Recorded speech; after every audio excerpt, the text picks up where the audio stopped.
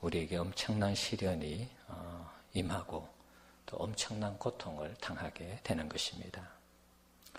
예를 들면 세월호 사건 같은 그런 것이죠. 그래서 요즘 세월호를 인양을 해서 육지로 옮기는 그런 작업을 하고 있죠. 세월호 희생자가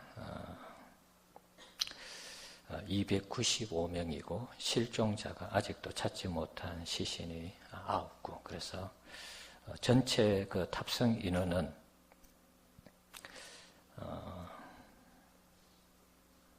476명이었습니다. 476명 중에 구조된 사람이 172명이고요. 그 다음에는 295명이 희생을 당하고 9명이 실종을 당했습니다.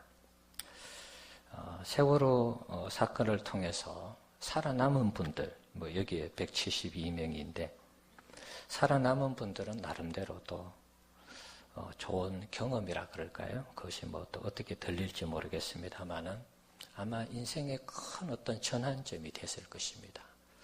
내가 죽다가 살아남았으니까 내 인생이 참 귀하고 소중하다. 이런 생각할 수 있겠죠. 그래서 아마 시간이나 여러 부분에 있어서 그전과 전혀 다른 그런 삶을 살게 될 것입니다. 그런 측면에서 좋은 경험이라 이렇게 한번 표현을 해보겠습니다. 혹시 이 표현이 또 여러분의 마음에 안 드신다면 용서를 하시기 바랍니다.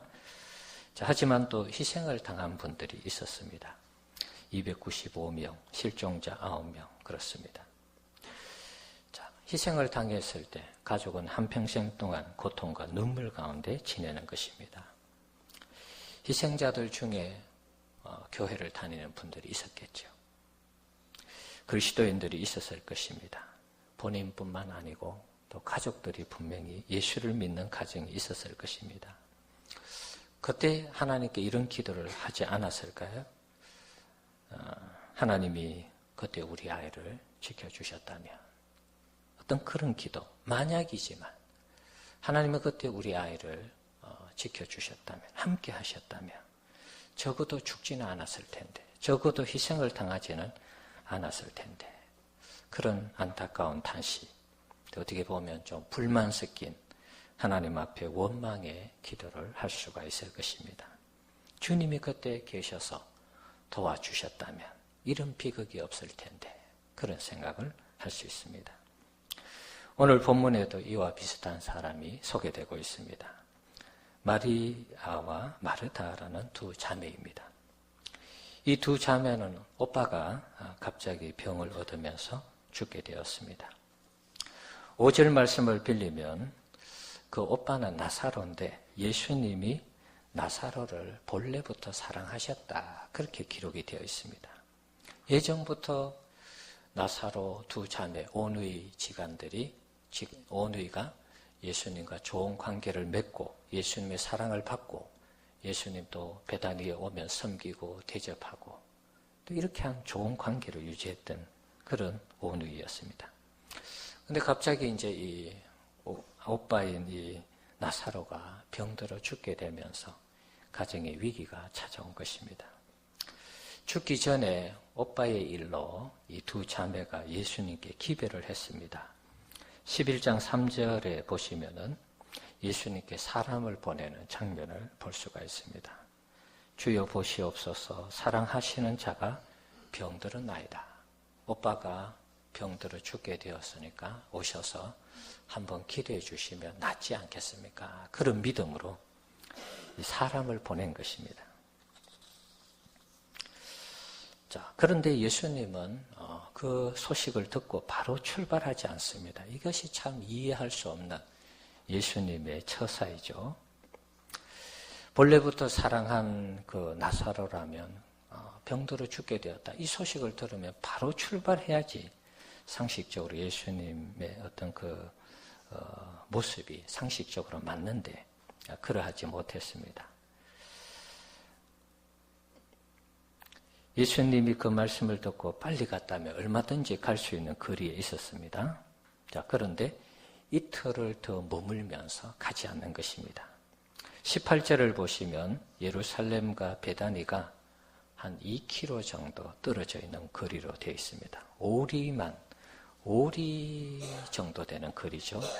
예, 10리면 4km잖아요. 그러니까 오리니까 2km밖에 되지 않습니다. 예수님이 마음만 먹으면은 오리면은 2km잖아요. 1시간에 4km 가잖아요. 30분 만에 올 수 있는 거리에 있었습니다. 그런데도 이틀을 더 머물면서 오지 않은 것입니다. 이 마르다와 마리아 입장에서는 뭐 좀 심하게 표현하면 예수님 괘씸할 수 있습니다. 본래부터 사랑하시고 우리 동네에 오면 뭐 다 대접하고 잘 섬기고 이렇게 했는데 어떻게 오빠가 아프다고 하는데 30분이면 올 수 있는 이 거리를 이틀 동안 오지 않는가? 예, 그거 생각하면 정말 마음이 아픈 것이죠. 아마 공무원이라면 요즘 이 시대에 적용한다면 아마 공무원이라면 예를 들어서 소방서, 병원, 뭐 이런 경찰에서 30분 만에 올 수 있는 이 거리를 오지 않았다. 그러면 우리는 고발하고 아마 난리 날 것입니다. 자, 예수님은 가지 않았습니다. 급기야 예수님이 지체하시면서 나사로가 죽고 말았습니다. 14절에 예수님은 나사로가 죽었다라고 선언을 하고 있습니다. 이미 알고 있습니다. 하지만 포기하지 않고 예수님이 그를 살리러 가죠. 늦게. 예수님이 오신다는 소식이 베다니에 사는 두 자매에게 들렸습니다. 20절 말씀을 보시면 마르다의 반응이 소개되고 있습니다. 오늘 본문에 읽지는 않았습니다. 21절입니다. 우리 21절 한번 같이 읽어봅시다. 마르다가 예수께 여짜오되 주께서 여기 계셨더라면 내 오라버니가 죽지 아니하였겠나이다.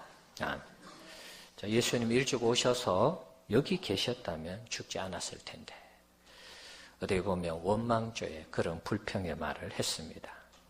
예수님 여기 계셨다면 병들은 우리 오빠에게 손을 얹어서 안수를 하시든지 그냥 기도하시면 나았을 텐데 예수님이 안 계셔서 우리 오빠가 죽었다는 것입니다. 자, 마리아 역시도 마찬가지입니다. 오늘 본문 32절에 보시면 자, 성경 말씀을 보시기 바랍니다. 32절 읽어봅시다. 마리아가 예수 계신 곳에 가서 배웠고 그 발 아래 엎드려 이르되 주께서 여기 계셨더라면 내 오라버니가 죽지 아니하였겠나이다 하더라. 아멘. 예, 마리아도 동일하게 이런 말을 하죠. 예수님이 여기 계셨다면 우리 오빠가 죽지 않았을 텐데 그런 고백을 하는 것입니다. 죽기 전에 오셔서 기도하시고 죽기 전에 오셔서 만나주셨다면 적어도 살아났을 텐데 오늘 본문에도 읽었잖아요. 눈뜬 자를 고치신 저분이 어떻게 나사로는 고치지 못했을까? 그런 얘기를 하고 있습니다. 그러니까 유대인들의 의식 속에도 예수님이 계시고 오시고 말씀하시고 기도하면 낫는다라는 그런 의식이 있었던 것입니다. 그럼에도 불구하고 오지 않았다는 것입니다. 그래서 원망스러울 수 있죠. 왜 빨리 안 오셨는가? 우리도 이런 경험이 있습니다. 정말 힘들고 어려울 때 예수님이 계셔서 함께 하셔서 그 어려움을 극복하고 이기고 또 해결해 주시면 좋았을 텐데 하는 그런 경험이 있습니다. 가족이 갑자기 사고를 당할 때 세월호처럼 말이죠. 사고를 당할 때 하나님이 그때 함께 하시고 지켜주셨으면 우리 가족이 어려움을 당하지 않았을 텐데 좀 더 어려운 경우는 희생을 당하는 그런 경우도 있죠. 왜 예수님이 방치하고 계셨습니까? 그때 뭐 하셨습니까? 우리는 그런 기도를 할 수 있습니다. 사업을 하다가 부도가 날 수 있습니다. 직장 얼탄에다 실직을 당하고 해고를 당할 수 있습니다. 가족 중에 중병이 걸려서 오늘 내일 할 수도 있고 돌아가신 경우도 있고 지금도 아픈 경우도 있습니다. 수십 년간 열심히 일하여 쌓아온 그 일들이 한순간에 무너지는 물거품이 되는 그런 일들이 있을 수 있습니다. 우리는 그때 예수님께 말씀하는 것이죠. 예수님, 만약에 그때 그 시간에 함께 하셨다면 적어도 이런 어려움을 당하지 않을 텐데 그때 어디 계셨습니까? 그때 뭐 하셨습니까? 우리는 그렇게 따질 수 있는 것입니다. 지난 주간에 뉴스를 하나 보는 가운데 미국에서 일어난 사건이 뉴스로 나왔습니다. 이게 문자를 하면서 트럭 기사가 이렇게 차를 제대로 이렇게 몰고 가지 않는 이 차선을 왔다 갔다 하면서 이렇게 가는 이 트럭을 어떤 한 사람이 신고를 합니다. 물론 미국 상황이니까 911에 신고를 했겠죠. 트럭이 중심을 잡지 못하고 왔다 갔다 하면서 가고 있다 신고를 했어요. 근데 경찰이 하여튼 거리가 멀어서 그런지 제대로 출동을 못한 것 같아요. 나중에 가다 보니까 그 트럭하고 이 버스하고 정면 충돌을 했습니다. 정면 충돌을 했는데 한 12명이 죽었습니다. 사망을 했습니다. 근데 그 트럭이 정면 충돌한 버스가 어떤 트럭이냐 하면 주일날 교회에서 예배 드리고 나오는 버스였습니다. 참 너무 안타깝죠. 목사로서 그런 소식을 들으면 참 너무 어디 몸둘 바를 모르는 것입니다. 그때 저도 이제 그런 기도를 하는 것이죠. 하나님, 어떻게 이런 일이 있을 수 있습니까? 예배 잘 드리고 집으로 가는 그 버스가 어떻게 문자를 하다가 비틀거리는 그 트럭과 부딪히게 할 수 있습니까? 그때 하나님이 계셔서 막으시고 그런 사건이 안 일어나고 그래야 되지 않습니까? 저 그런 기도가 자연스럽게 나오더란 말입니다.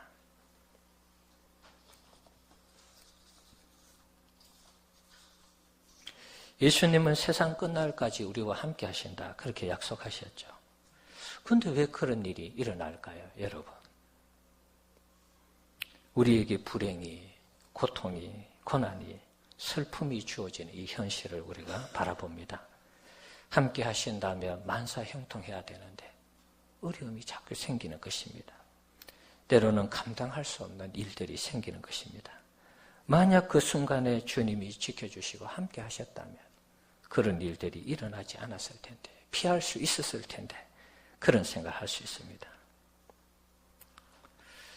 아마 이 자리에 계신 성도님들도 아마 그런 경험, 적어도 한두 가지 경험은 다 가지고 계실 것입니다.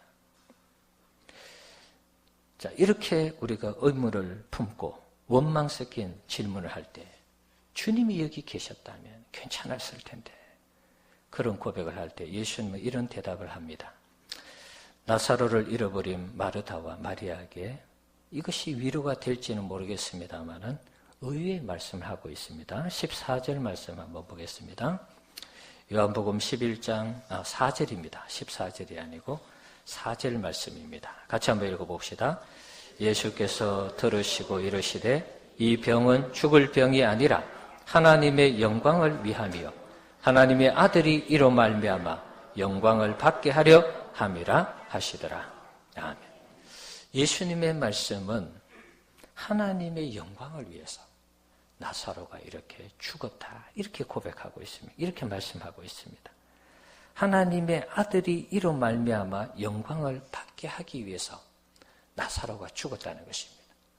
예수님의 지체하고 늦게 가신 이유도 어떻게 보면 하나님의 영광을 위해서 늦게 갔고 자신이 영광을 받기 위해서 늦게 갔다 이렇게 표현을 할 수 있겠죠. 우리가 이 말씀을 볼 때 좀 화가 나시죠? 이게 전혀 위로가 되지 않습니다. 어떻게 우리가 어려움을 당하는데 하나님 영광을 위해서 자신이 영광을 받기 위해서 이렇게 지체하고 가지 않았는가? 그때 왜 돕지 않았는가? 왜 그때 나타나셔서 지키지 않으셨는가? 우리는 원망할 수 있습니다. 이 4절의 말씀은 우리에게 전혀 위로가 되지 않는 듯한 그런 말씀으로 들립니다. 이것이 정말 위로가 되고 정말 그런지 확인하려면 예수님을 우리가 다시 한 번 더 바라봐야 됩니다. 예수님의 삶을 조명해 볼 필요가 있는 것입니다. 과연 우리가 정말 경험해서는 안 되는 극한의 어려움, 시련들을 우리에게 허락하시는 하나님의 뜻이 하나님의 영광을 위한 것이고 하나님의 아들이 영광을 받으시게 하기 위한 것인가? 과연 그런가? 그것을 확인하기 위해서는 예수님을 우리가 주목할 필요가 있는 것입니다. 예수님은 하나님의 아들로 이 땅에 오셨습니다. 하늘나라와 이 땅은 비교가 되지 않겠죠, 여러분? 이 땅은 너무 초라한 곳입니다. 우리는 우리가 사니까 지구가 아름답게 보이고 살기 좋게 보이죠. 그러나 여러분, 선교를 갔다 와 보지만 한국이 참 좋다는 거 알 수 있습니다. 필리핀에 가보고 캄보디아에 가보고 베트남에 가보니까 우리나라만큼 좋은 데가 없었습니다. 그건 상대적인 비교죠. 상대적인 평가. 우리나라에 살던 사람들이 뭐 미국에 가고 카나다에 가고 이러면 또 더 좋다 그래요. 상대적인 평가죠. 우리는 우리가 사니까 좋다고 말할지 모르지만 예수님 입장에서 너무 힘든 것입니다. 시간의 제약을 받고 공간의 제약을 받고 환경의 제약을 받습니다. 예수님은 하나님의 아들로서 자유롭게 그야말로 천국에서 마음껏 행하시며 다니던 분이 아니겠습니까? 이 초라한 지구 땅에 왔습니다. 그것도 목수의 아들로 왔습니다. 누구 하나 알아주지 않습니다. 대접해 주지 않습니다. 몸을 입고 있다 보니까 환경의 제약을 받고 시간의 제약을 받습니다. 때로는 먹을 것도 제대로 못 드시고 잠잘 공간도 제대로 없었습니다. 그 성경에 다 기록되어 있지 않습니까? 제대로 하나님 아들의 대우를 받지 못하다가 때가 되어서 십자가에 달려 죽으신 것입니다. 예수님 입장에서 하나님의 아들로 이 땅에 왔는데 제대로 된 대접받지 못하고 십자가에 벌거벗겨서 달려 죽으신 것입니다. 예수님 입장에서 한번 생각해 보십시다. 우리가 인간적인 입장에서 한번 생각하듯이 예수님 너무 억울한 죽음을 당하셨습니다. 그렇지 않습니까? 왜 죽어야 됩니까? 예수님이 죽을 이유가 없는 것입니다. 하나님의 아들로서 천국에서 그 아들로서의 이 영적 권위를 행사하면서 얼마든지 영광을 받으셔도 되는데 이 땅에 오셔서 고생만 하시다가 늘 비난을 받았죠. 바리새인들, 종교 지도자들. 그러다가 십자가에 달려 죽으신 것입니다. 이보다 더 원통하고 억울한 일이 여러분 어디 있습니까? 의인을 위해 죽었습니까? 그렇지 않습니다. 착한 일을 많이 하는 사람을 위해서 죽었습니까? 그렇지 않습니다. 죄인을 위해서 십자가에 죽은 것입니다. 몸을 다 드러내놓고 죽은 것입니다. 여러분 십자가 상에 달린 예수님의 그림들, 조각들, 이 천을 두르고 있죠. 십자가에 달릴 때 천을 두르지 않습니다. 그것은 우리가 보기에 좀 그래서 그렇게 미화한 것이죠. 십자가에 달릴 때 사람을 벌거벗겨서 십자가에 매다는 것입니다. 하나님의 아들이 그렇게 수치스럽게 죽어갔습니다. 하나님을 향해서 예수님이 인간적인 고백을 하셨죠. 엘리 엘리 라마 사막다니. 하나님 어찌하여 나를 버리십니까? 하나님이 힘이 있고 능력이 있고 천지를 창조하시고 우주 만물을 운행하시는 하나님이 왜 나를 버리시느냐? 십자가에 달려 고통스러울 때 그런 고백을 했습니다. 처절하게 죽어갔습니다.